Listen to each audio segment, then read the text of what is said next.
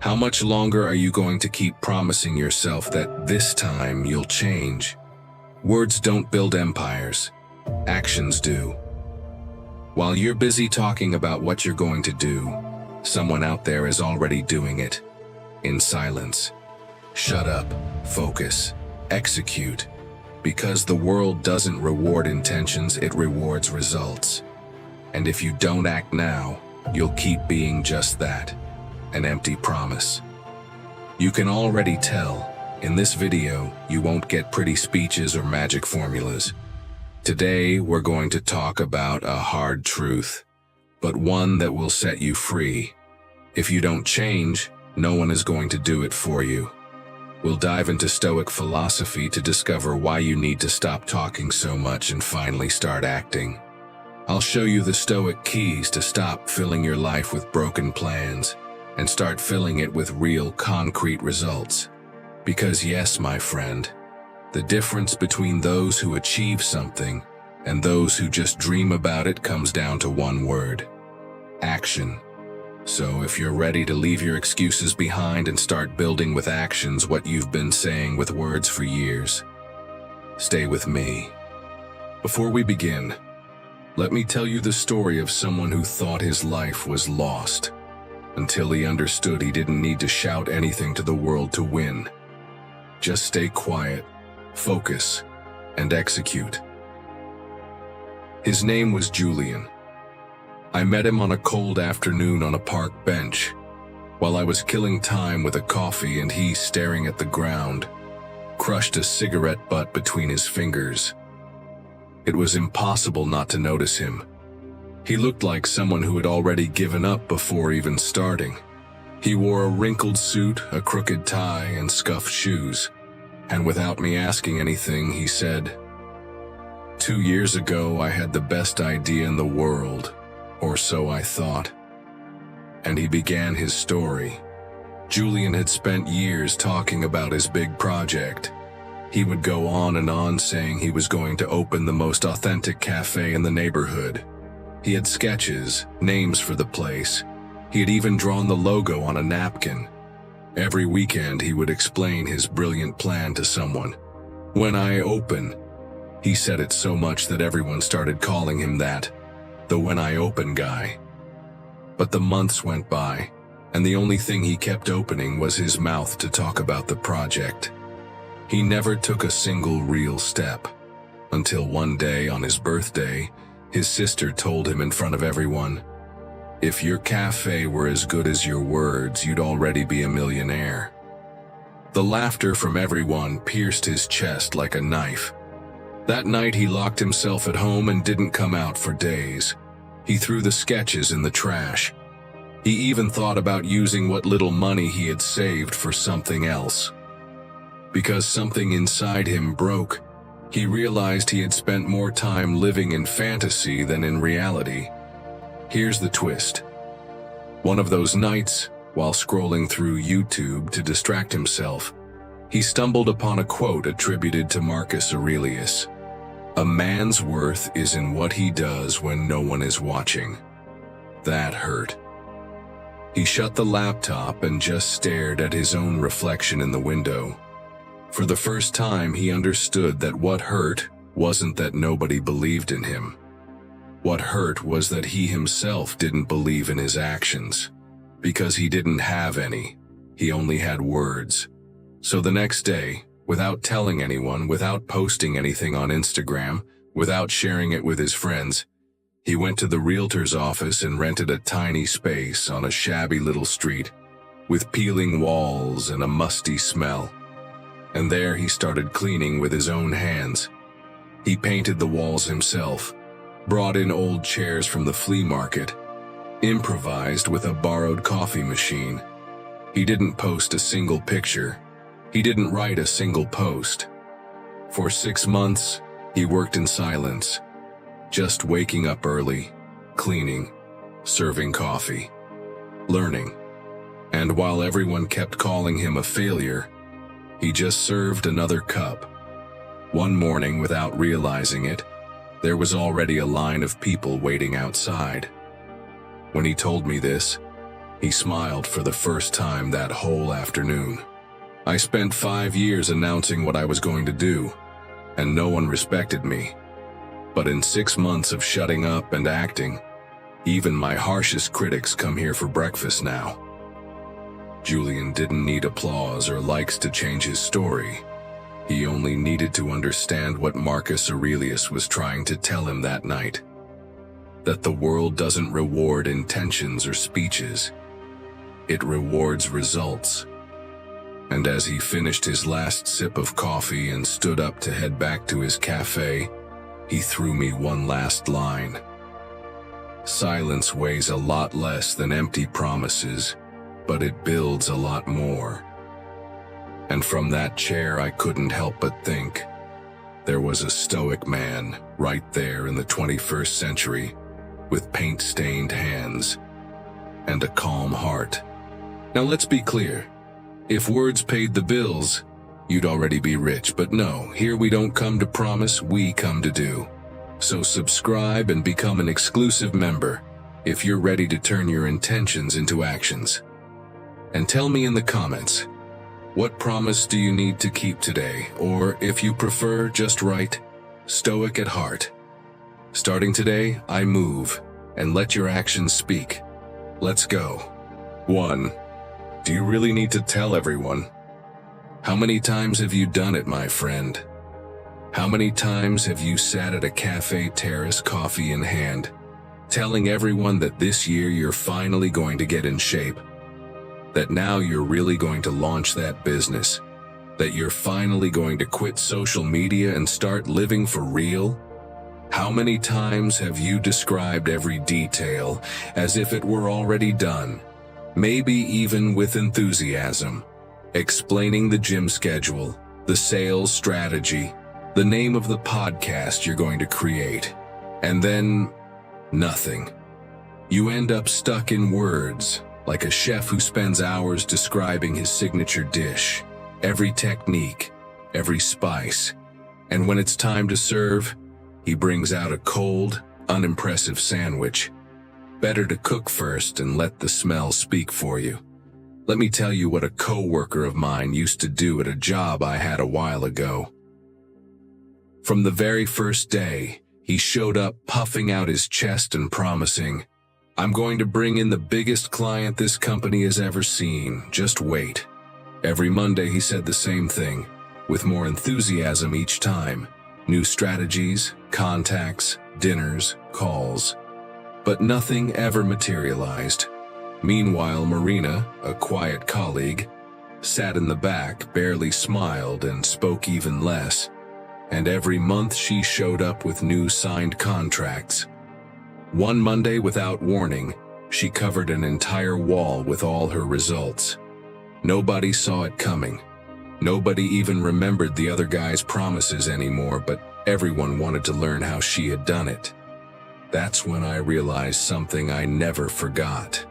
Respect isn't earned with speeches, it's earned with results. And maybe you've been there too. Maybe even ashamed of not delivering what you said you would. But don't worry, it doesn't mean you're lazy. There's actually an explanation. Adam Grant, psychologist and author of Think Again, explains that saying your plans out loud activates the same areas of your brain as if you had already accomplished them. It's like giving your mind a fake reward. It feels satisfied and loses the urgency to act. That's why so many people never follow through. It's like posting a picture at the gym before even starting your workout, only to go home 5 minutes later. The Stoics already knew this centuries ago. Words are cheap, actions cost. The Stoic prefers to speak little and do a lot. That's why Marcus Aurelius wrote it down. Let your deeds be so worthy that they need no words. Because acting when no one is watching, when there are no applause or likes, when it seems no one believes in you, that's what really transforms your life. It's not easy, because you'll feel fear, doubt, loneliness, and uncertainty pressing down on you. But that's exactly when you need to shut your mouth and open your hands to work. So, if you want to act like a true Stoic and focus on yourself without all the noise, how can you do it? First, when you have a plan, write it down just for yourself. Not in a phone note you'll delete, but in a notebook you see every day, taped to the wall if necessary. For example, if you want to get in shape, write it down and hang the routine where you have breakfast every morning. If you're starting a business, write down the steps and read them every night before bed. Then, when someone asks you, smile and reply with something like, "You'll see," and get back to work. If they ask when you're starting the diet, say, "When you notice it." If they ask about your project, say, "You'll see it up and running soon." You don't owe anyone explanations. Finally, celebrate the results, not the intentions. Set small weekly goals and really appreciate them. If you wanted to run 5 kilometers, start with 1 and count it as a win. If you wanted to quit sugar, count every day you manage it and give yourself a little reward.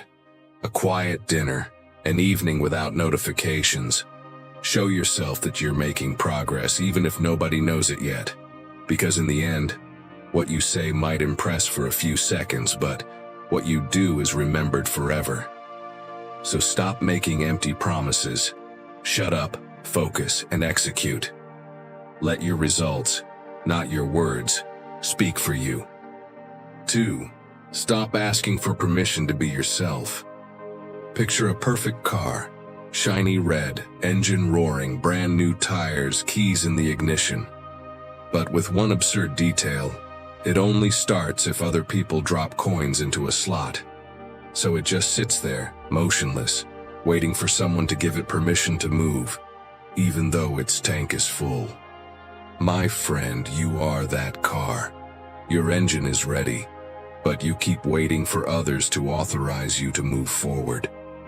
That's exactly what happened to my friend Elias.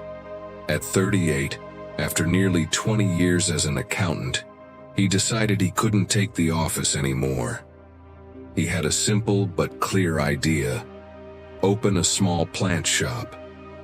He told it with his eyes lit up, but everyone around him dimmed them. His mother told him it was madness. His father reminded him it wasn't the time for risks. And his friends, though they smiled, exchanged that look that says, "He's going to crash." But Elias didn't stop.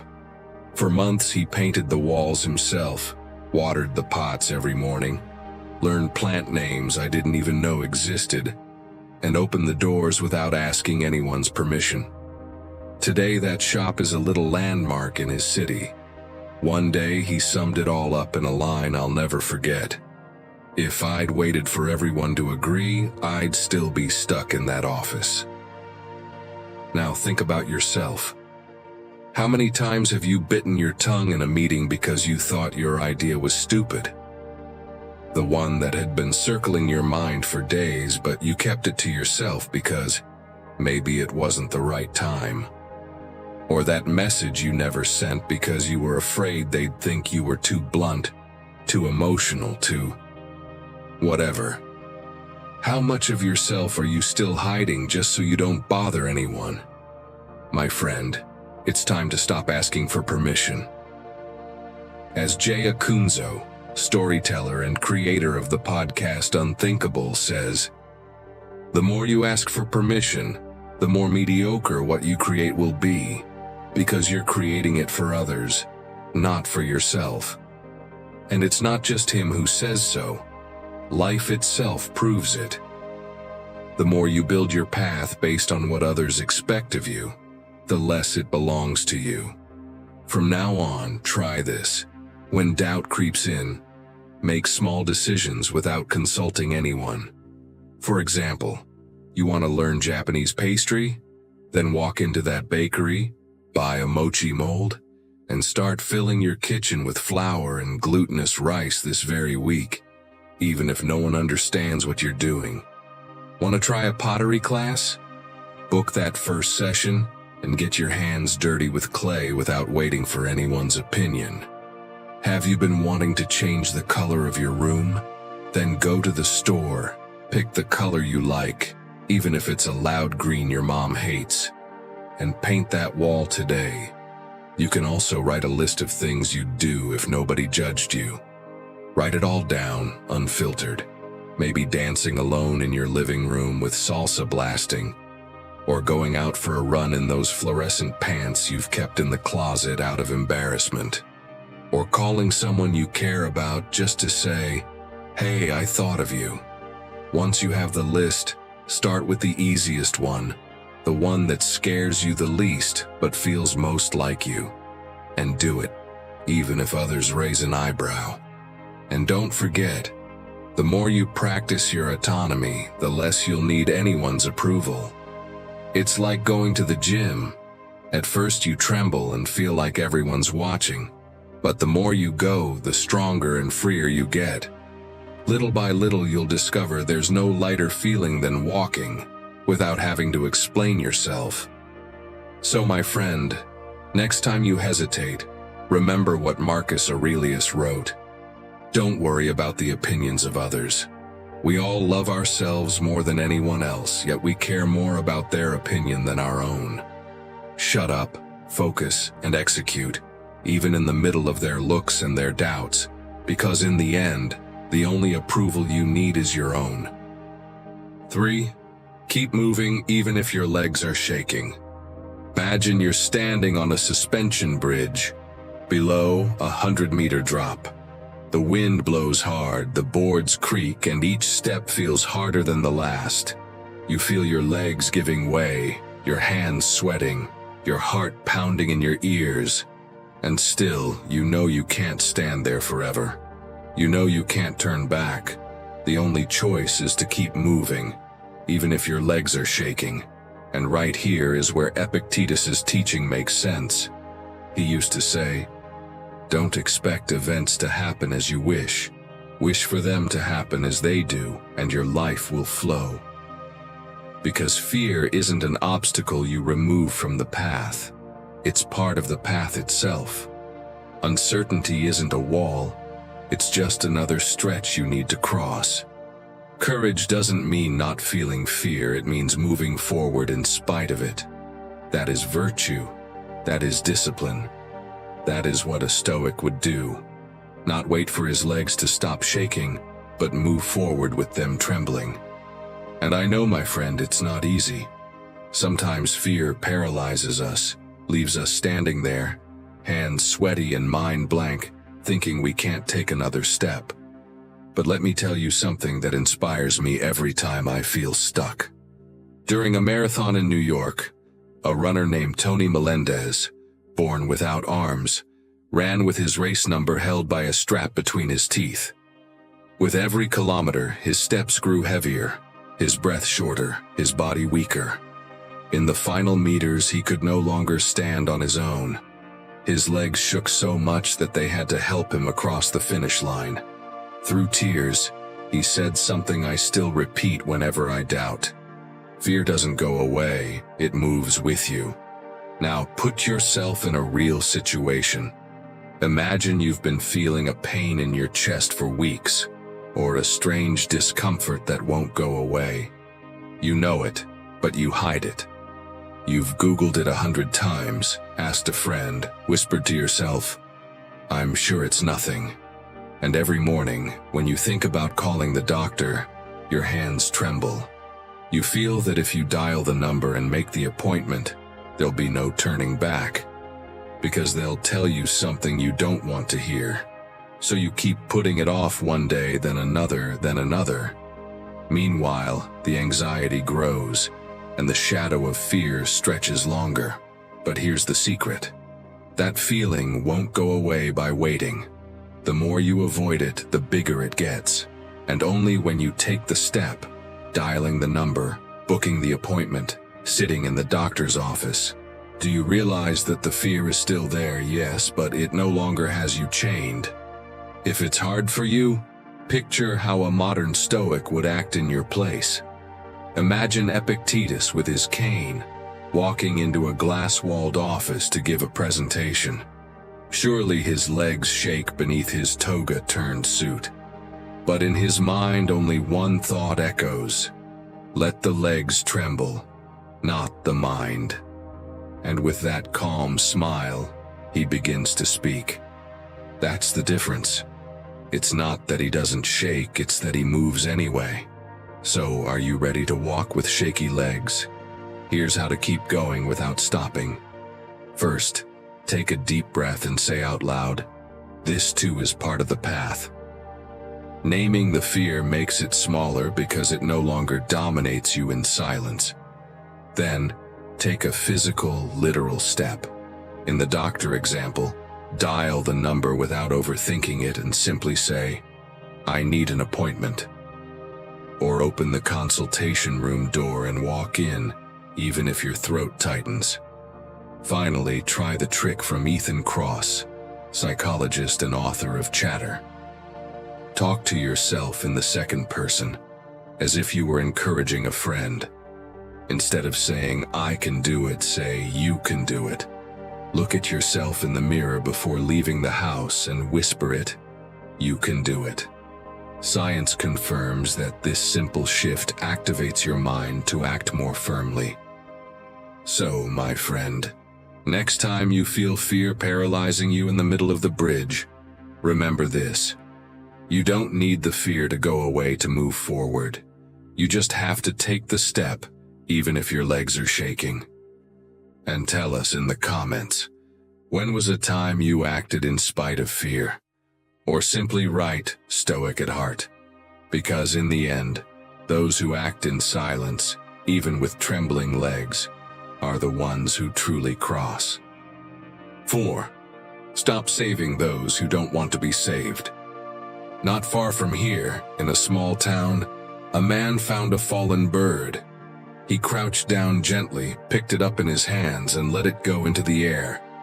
But the bird kept falling back to the ground. He tried again, and again, and again, until an old man watching him came closer and said, let it learn to fly, or it will die believing it needs your hands for everything. That image, my friend, seems perfect to remind you of something. There are people who simply don't want to fly, no matter how hard you insist on holding them up. And the more you hold them, the more they forget how to use their own wings. If anyone understood this well, it was Seneca. In one of his letters to Lucilius, he made it clear that trying to help someone who doesn't want help is like trying to water the ocean. A useless effort that only exhausts you. He wasn't talking about being cold or turning to stone, but about something deeper. Because wearing yourself out for someone who refuses to change isn't virtue, it's losing yourself along the way. Compassion, he said, also knows when to step aside. Because if your hands are always holding the other person, they'll never learn to stand on their own. You have to know when to stay and when to let go so your help doesn't become a chain. If you want a direct example, let me tell you what happened to a friend of mine. For years, she gave everything she had to take care of her brother, who was an alcoholic. She got him jobs over and over, paid his debts, picked him up off the street when he passed out. Until one day a friend told her about Mark Manson. Yes, the author who always says things without filters. And a phrase of his, you are not responsible for anyone else's feelings or decisions, and the more you try to be their savior, the more miserable you become, and the more dependent you make them. That night, Laura went home, handed her brother the keys, and said, when you decide to get up, I'll be here, but until then, I can't live your life. And though it hurt, it was the first step to getting hers back. Maybe you also have someone like that in your life. A friend who always goes back to the same toxic partner and calls you at 3 in the morning for you to save them. Or someone who keeps telling you the same problem but never does anything to fix it. Or a family member who makes you feel guilty when you don't run to rescue them, even though they never lift a finger to get out of their own storm. So, my friend, The next time you feel like you're carrying someone on your back who refuses to walk, you can do this. Ask yourself, with no sugarcoating or excuses, if that person truly wants to stand up, or if they're just using you so they don't have to. There's a big difference between someone who fights and someone who simply clings to you like a crutch. And something else. Start creating distance, even if it feels uncomfortable at first. Don't rush to reply to the first message. Don't jump up every time they call you at 3 in the morning. Give them space. Let them feel the weight of their own decisions. Let them discover that no one else is going to walk the path for them. Sometimes the greatest act of love is letting go. Because while you're trying to swim for both of you, you risk drowning yourself. And when you finally stop making excuses and act with discipline, consistency, and direction, even if it hurts to step aside, you discover that not only do you free yourself, you also give them the chance to learn to fly on their own. 5. Stay with yourself without looking for an escape. When was the last time you were truly alone? No music, no Netflix, no WhatsApp. When was the last time you just sat there with nothing between you and your mind? Do you even remember? Or is there always something on to cover the silence? Sorry to be the one to tell you, my friend, but what really bothers you isn't the solitude. It's the fear of being alone with yourself. Picture a Saturday afternoon. The house is quiet, the day slowly fading. At first you think, nice, some time for me. But as soon as the silence sets in, you get up to reorganize a drawer that was already organized. Flip aimlessly through an old catalog. Check your email for the 5th time expecting nothing. Or even start scrubbing the counter like it's an emergency. You might even end up calling that friend you don't even like, just to avoid being alone, to fill the air with something. And then you catch yourself staring at the fridge as if it held answers instead of yogurt. Ugh, my friend. You're more lost than you think. That discomfort running through you isn't your enemy. You know that, right? It's your mind screaming at you to finally listen, and you've been turning your back on it for far too long. Without realizing it, you're like someone living in a beautiful house but always running off to sleep in cheap hotels because they can't stand being in their own living room. That house is you. And if you don't learn to live in it, you'll always depend on what's outside. If this sounds familiar, pay attention to what Marcus Aurelius wrote. A man retires to the peace of the countryside, the beach, the mountains. But you have within yourself a place you can retreat to anytime you want. That's the key. A Stoic learns to inhabit his own mind without constantly running from himself, because he knows that's where everything begins. Marcus practiced this every day, retreating in the middle of the empire's chaos to listen to himself and put his thoughts in order. It's not a luxury. It's the only way to focus, to execute with discipline and direction everything you want in life. And it's not just me saying it. Lori Gottlieb, therapist and author of Maybe You Should Talk to Someone, explains on her podcast that the people who run hardest from silence are often the ones who need to face it most in order to grow. According to her, those who never stop end up trapped in a cycle of anxiety and distractions that empties them inside. And the worst part, they think that's normal.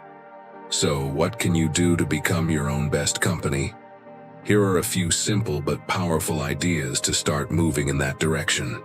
First, turn off your phone for half an hour a day, place it face down, on silent, and go sit on a park bench. Just sit there with nothing but what you see. People passing by, the trees, the sky. You might feel uncomfortable at first, but stay with it. Next, grab a blank sheet of paper and write down how you feel. Don't censor yourself. Don't try to make it sound pretty. Don't think about anyone else reading it. Just write. Even if it's disjointed phrases, even if it's scribbles. Give yourself permission to spill what's inside. Lastly, create your own ritual of silence.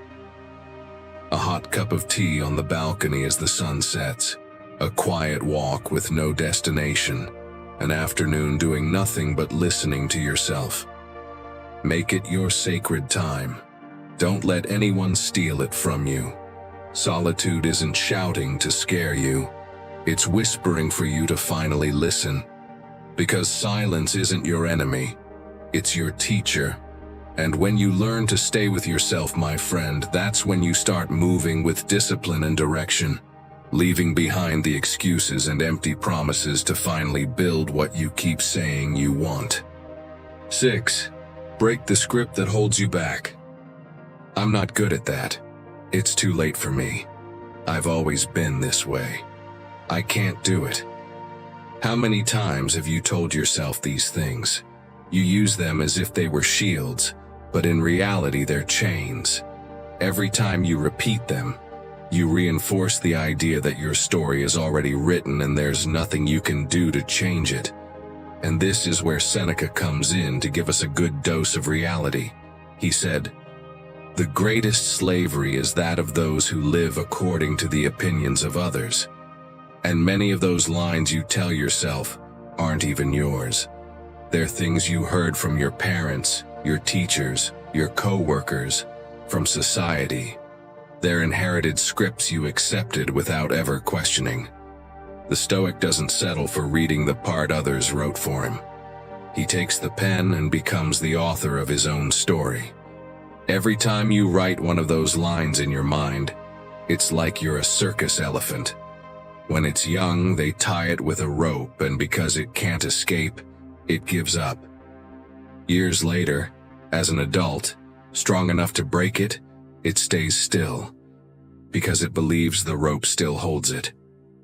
That rope, my friend, only lives in your head. I tell you this because some time ago I met Jose, a man who spent 20 years working at a car dealership. He had always dreamed of being a mountain guide, but every time he thought about it, he'd tell himself, "That's not for me. I'm not cut out for that. It's just a silly dream." And of course, the people around him didn't help either. Everyone kept telling him he wasn't good for anything else. "This is your thing," they'd say. For years, he stayed trapped in that script, repeating the same excuses and empty promises. "Someday I'll try. When I have time. When I'm ready." Until one day, without announcing anything, he decided to silence those voices, his own and everyone else's, focus and execute. He signed up for a course, started training on weekends, and little by little stopped talking about his dream and started living it. At 47, he was already leading groups to the top of Kilimanjaro. When I last saw him, he told me with a laugh, "The hardest part wasn't climbing the mountain, it was shutting myself up and finally cutting loose the idea that I couldn't." Now think about yourself.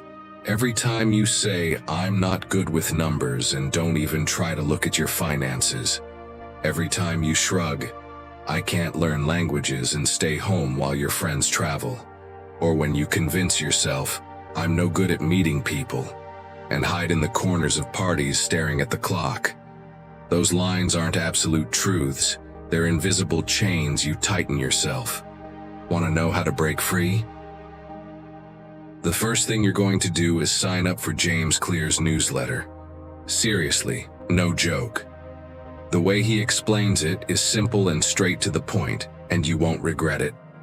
Then you're going to follow one of his tips. Instead of saying, "I'm not good at this," change your identity and start saying, "I'm someone who learns." That small shift changes everything. Also, try doing exactly the opposite of what your line says, even on a small scale. If your script says, "I don't dance," get on the floor and move a foot. It doesn't have to be perfect, as it just has to break the inertia. And don't forget, every time you break one of those lines, it gets easier to rewrite the others. In the end, Excuses only keep you comfortable in a story that isn't even yours. Today is the time to silence those empty promises, to act with discipline, and to finally write the script you choose. If you've made it this far, tell us in the comments which line you're going to break today. And if you don't want to share, just write, Stoic at heart. I break the invisible chains, because only those who dare to let go of the rope truly start to walk. 7. Cut out what doesn't add to your life.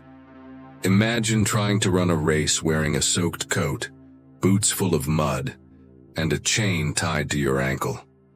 Every step feels twice as heavy. You can't catch your breath, and even your will to keep going fades. That's exactly what you do every day when you carry everything that doesn't serve you.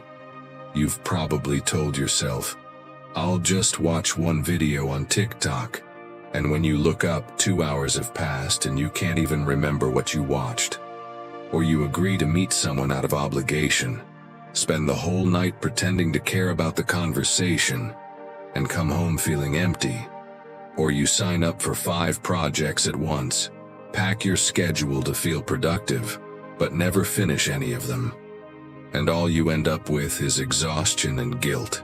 In the end, you don't move forward, because you're not really walking toward anything at all. Seneca already warned about this. It's not that we have little time, but that we waste much of it. And how right he was. But he didn't just say it, he lived it. He would retreat to his villa to write letters to Lucilius, far from the noise of Rome.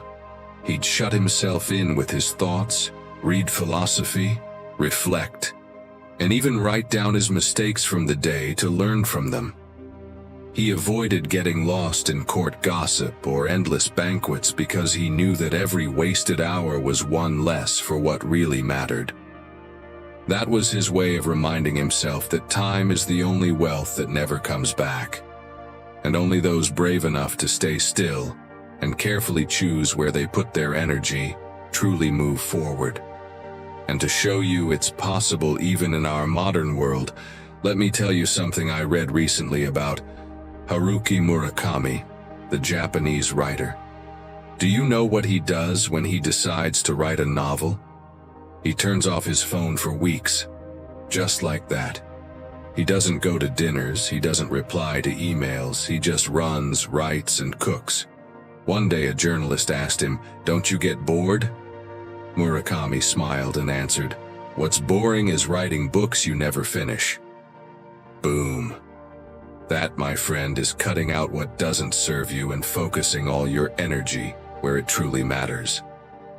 If you want to start clearing your life of what doesn't serve you, here are a couple of uncomfortable but useful ideas. First, make a brutally honest list of your biggest time wasters. Write them down by name, no excuses. Yes, even that series you only watch while you eat, or that person you always end up talking to for 2 hours without saying anything. Then pick just one and set a hard limit. For example, only 30 minutes of social media timed, or only one coffee with that person per month, no more. But stick to it. No negotiating with yourself. Because you know what happens if you don't? You won't execute your plan to reach your goals. And obviously, there will be no results to show. And here's the key, my friend. Choose one single task that truly brings you closer to what you want. Not 20 half-baked things, not, "We'll see." Just one. If your goal is to get in shape, for example, don't say, "I'll work out when I have time." No. Sign up for that boxing class on Mondays at 7 and block it on your calendar like it's a meeting with the president. Don't let anyone or anything take it from you. That's the essence of Cal Newport's advice on deep work blocks. Carving out sacred spaces in your schedule for what matters. Don't wait for free time, because there never is. You choose what you make space for, and when you do it with intention, not only do you move forward, you train yourself to keep your promises to yourself. Because every block you protect is a small victory against excuses. My friend, what doesn't add to you, subtracts from you, and what subtracts, buries you. So choose wisely where you put your energy, because no one else is going to run this race for you. And if you keep carrying useless weights, you'll just run out of strength before you ever reach the finish line. 8. You first, then the rest. The apprentice walked behind the master under a sun that split the stones. The silence of the desert was broken only by his own steps, growing heavier with each one. His lips were dry, his skin burning, and the water skin at his side still held a little water. Then, in the distance, a staggering figure appeared. An old man, hunched over with a vacant stare, stretched out a hand. The apprentice didn't hesitate. He approached, opened his water skin, and gave him drink until the color returned to the man's cheeks. The master, meanwhile, stood silently, watching. But they hadn't gone another 500 steps when yet another figure emerged on the horizon. A woman carrying a child in her arms, exhausted, pleading for help. The boy swallowed hard, looked at his water skin, and gave them the little he had left. When they finally reached the oasis, the apprentice collapsed by the edge, so weak he didn't even have the strength to reach out and touch the water. The master bent down with a mix of tenderness and severity and whispered, "If your water skin is empty, boy, you won't save anyone, not even yourself." And right then, he understood that wanting to help isn't enough, and good intentions alone won't cut it. First, you have to fill yourself up, or you'll fall apart along the way, unable to hold anything or anyone. My friend, that's exactly what you do every day. You wake up and without thinking you give away the best of yourself before your eyes are even fully open.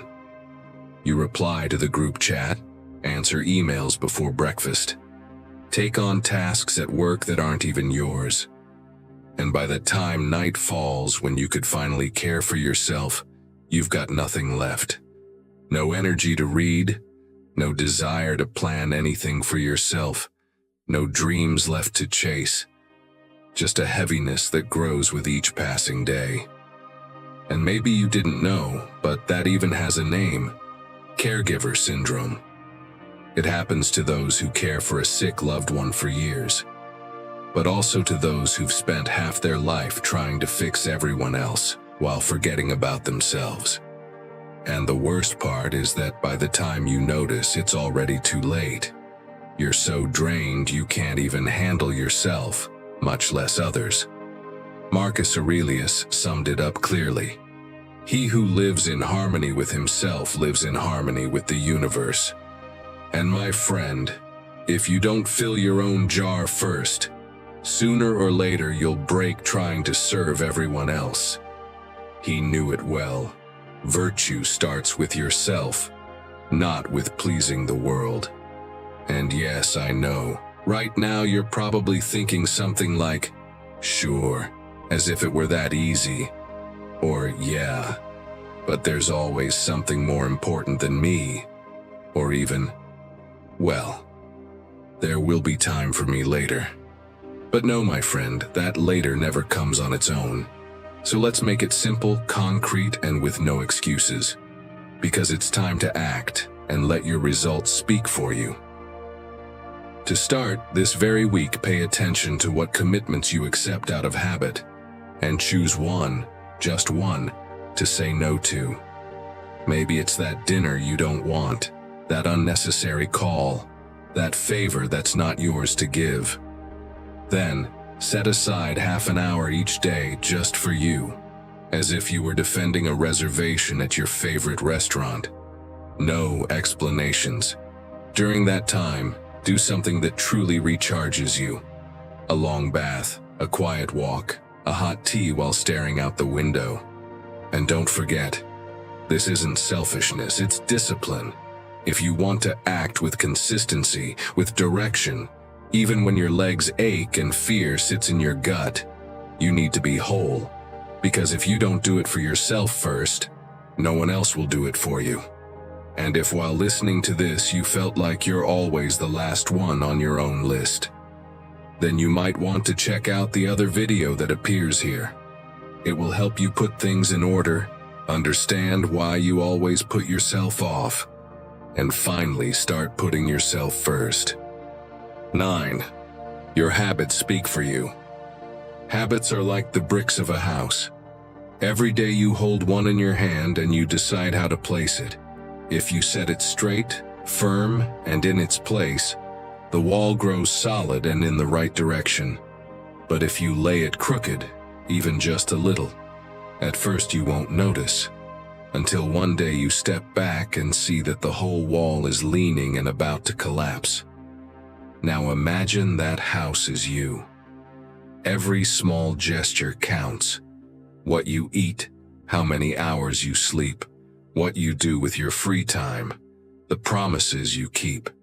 If you build with care and consistency, you'll have a refuge where you can live in peace with yourself. If you build carelessly, you'll end up trapped in a house you don't even like and won't know how to get out of.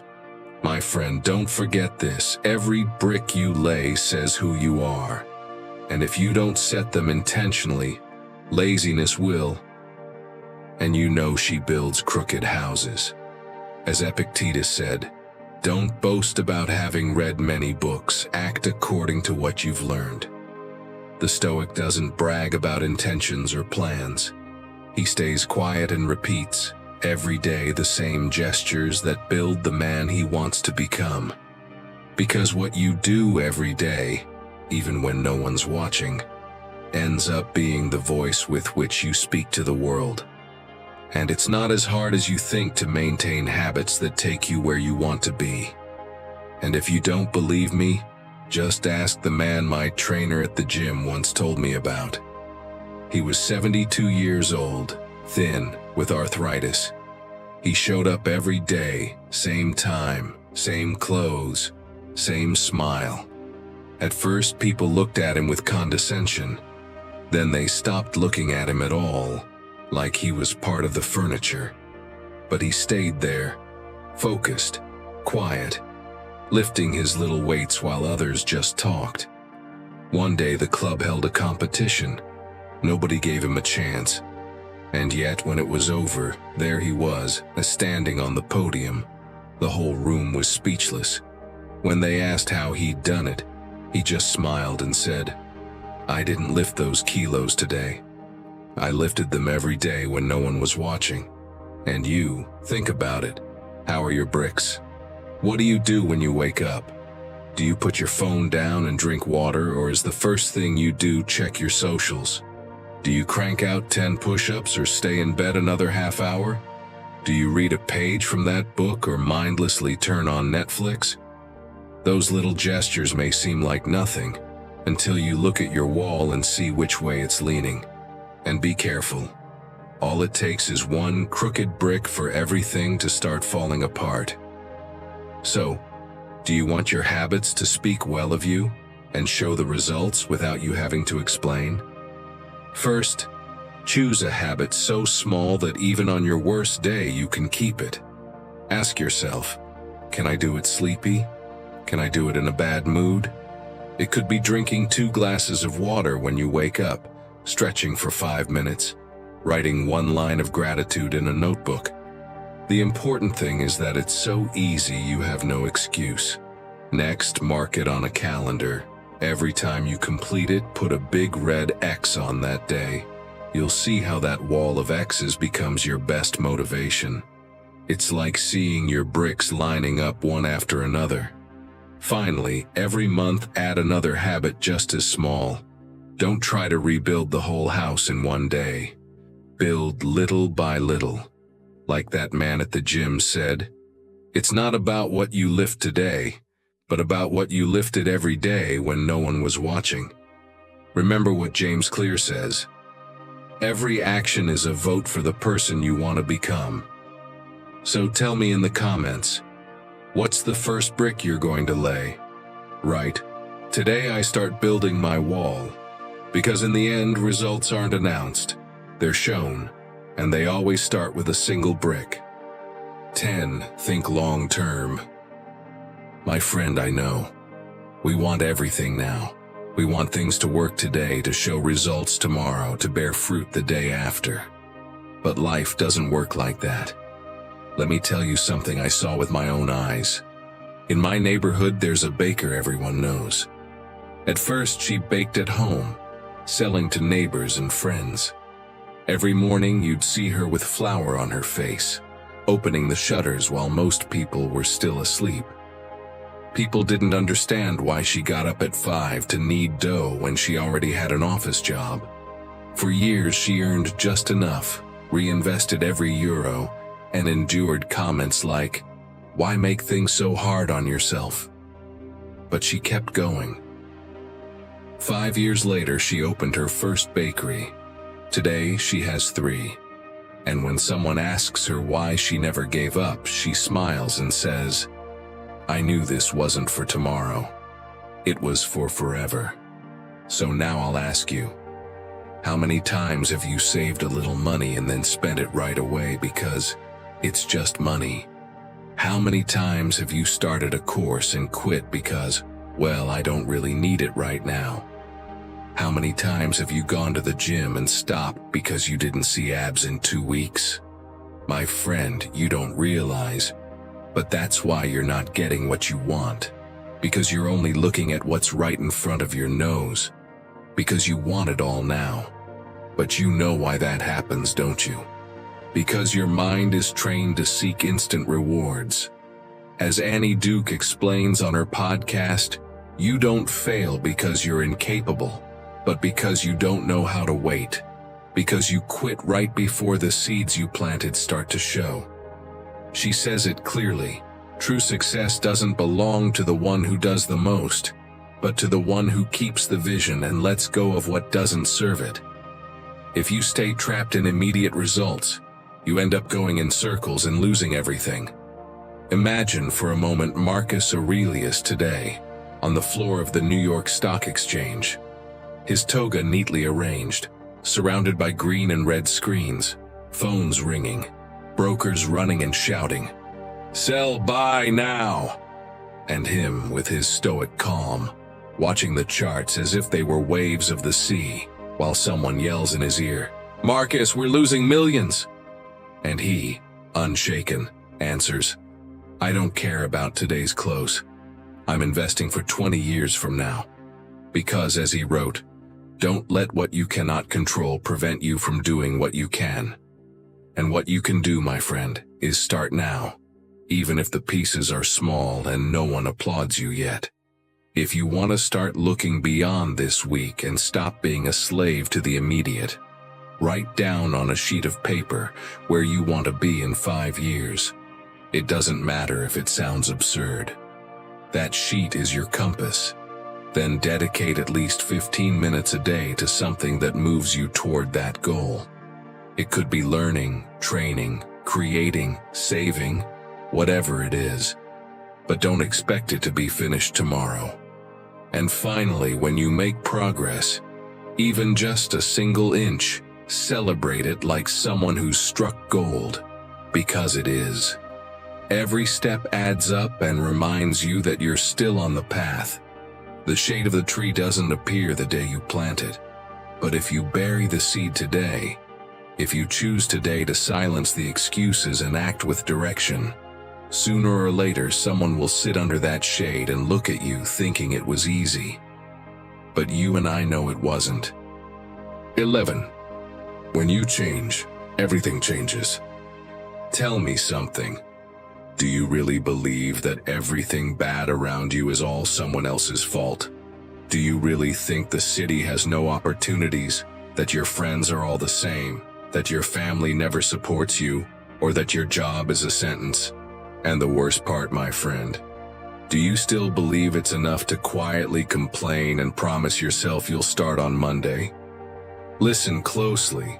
They don't change because you're still the same. Maybe you've gotten used to thinking that if things don't improve on the outside, there's no point in improving on the inside. But if you think that way, you should learn from Seneca, who wrote it plainly. It is not man who must adapt to the world, but the world that adapts to the man who masters his spirit. The Stoic doesn't sit and wait for his surroundings to transform for him. He knows that true change starts within, and when you transform, your environment inevitably does too. And if you already know Rich Roll, you know exactly what I mean. Seriously, it's impossible not to smile when you hear him. This athlete and podcaster decided to completely change his lifestyle. He started eating healthy, training like crazy, taking care of his mind. And not only did his body and mindset change, his wife began supporting him more, his kids started imitating him, his friends began to respect him, and opportunities he'd never seen before appeared. He always says with a laugh, "Be the example you're looking for." And the best part is, it wasn't magic, it was a decision. I'm sure if you've made it this far, it's because you're already ready to see that change. Because you're finally going to shut up, focus, and execute your plan. No more excuses, no more empty promises. So do you want to see how your world adjusts itself once you adjust yourself? First, identify one thing you can't stand about your environment and ask yourself, am I contributing to this in some way? For example, if you say the atmosphere at work is bad, are you the one staying quiet and offering no solutions? If you say your friends never listen to you, are you the one who doesn't listen first? If you feel your partner no longer values you, are you valuing yourself? Next, start acting as if the environment had already improved. Be the one to propose an idea to improve the team at work. Be the one who smiles first at dinner with your friends. Be the one who raises the level of the conversation when things turn toxic. You'll see how your actions start to spread, and what once seemed impossible begins to feel natural. And finally, be patient and watch. Don't get frustrated if you don't see results in a day or a week. The pieces around you start moving as soon as you move the first one. But they need time to fall into place. Stay firm and focused, even amid fear, doubt, or loneliness, because that discipline is what will eventually change everything around you. It's not about waiting for the world to change. It's about changing yourself until the world has no choice but to keep up with you. Silencing the excuses and taking action is the only thing that truly changes anything. Every day you choose to act with discipline, despite fear or uncertainty, you're already building something bigger than your words. Because it doesn't matter how much you plan or how many promises you make. What counts is what you do when no one's watching. If you've made it this far, write in the comments, "I choose to grow every day." That way, I'll know who the true Stoic warriors are, the ones who made it all the way to the end. Don't forget to subscribe and hit the like button so you don't miss what's coming next. Also, check the description box. We've left some resources there to help you dive deeper into Stoic teachings. Our goal is to bring you as much value as possible. And if at any point you feel like supporting us so we can keep creating this kind of content, you'll find how to do that in the pinned comment. Now I invite you to explore the playlist on screen. It's designed to help you face life with greater wisdom and confidence. Click it, and let's keep growing together. Until the next talk, take care, and keep embracing your inner Stoic.